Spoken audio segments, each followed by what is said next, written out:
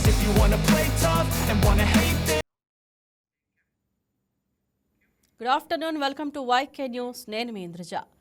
మాజీ MLA Pinnelli Ramakrishna Reddy Nellore jail నుంచి విడుదలయ్యారు. Gurazala court bail మంజూరు చేయడంతో ఆయన బయటకు వచ్చారు. పిన్నెల్లికి వైసీపీ నేతలు శ్రేణులు జైలు వద్ద స్వాగతం పలికారు. గత 98 రోజులుగా నెల్లూరు జైల్లో రిమాండ్లో ఉన్నారు పిన్నెల్లి. గురజాల కోర్టు బెయిల్ మంజూరు చేయడంతో ఆయనకు ఊరట దక్కినట్లయింది. టీడీపీ వర్గాల గొడవలో తనపై అక్రమ కేసు బనాయించారని పిన్నెల్లి రామకృష్ణారెడ్డి ఆరోపించారు. ఆధిపత్య పోరులో జరిగిన హత్యల ఘటనకు సంబంధించి ఉద్దేశపూర్వకంగా తమను ఇరికించారన్నారు. వెల్దుర్తి మండలం గుళ్లపాడు గ్రామంలో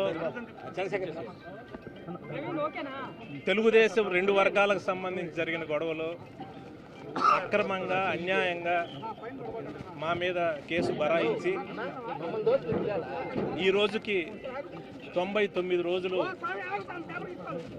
అక్రమంగా కూడా నిర్బంధించడం జరిగింది.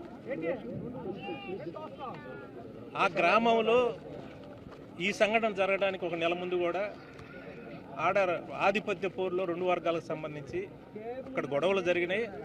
కన్సల్ట్ ఎస్పీ గారు కూడా ఆ గ్రామాన్ని సందర్శించడం జరిగింది. టోటల్గా కూడా ఆ గ్రామానికి సంబంధించి ఏం జరుగుతున్నది కూడా తెలుసు. స్పాట్ జరిగిన తర్వాత కూడా ఎస్పీ గారు కూడా మీడియా ముందుకు వచ్చేసి వాళ్ళ 2 ఆధిపత్య పోరు 2 వర్గాలకు సంబంధించి వాళ్ళు ఇద్దరు తెలుగుదేశం వాళ్ళు చంపుకున్నారని చెప్పడం కూడా జరిగింది. కానీ ఉద్దేశపూర్వకంగా మమ్మల్ని టార్గెట్ చేసి అన్యాయంగా ఈ కేసులో మమ్మల్ని ఇరికించడం జరిగింది. నేను చెప్తా ఉన్నాను, ఖచ్చితంగా మాకంటూ ఒక రోజు వస్తుంది. వచ్చిన రోజు దీని వెనకాల ఎవరున్నారో ఎవరిని కూడా వదిలిపెట్టే ప్రశ్న లేదు. రాజకీయ నాయకులు కాదు, అధికారులు కాదు, ఎవరున్నా కూడా ఖచ్చితంగా వాళ్ళందరినీ కూడా చట్టం ముందు నిలబెడతాం. ఎవరైతే మమ్మల్ని మానసిక క్షోభ గురి చేసి ఈ రకంగా అన్యాయంగా కూడా మా పార్టీ పెట్టిన 15 సంవత్సరాల నుంచి కనీసం వాళ్ళ మొహాలు కూడా తెలియదు.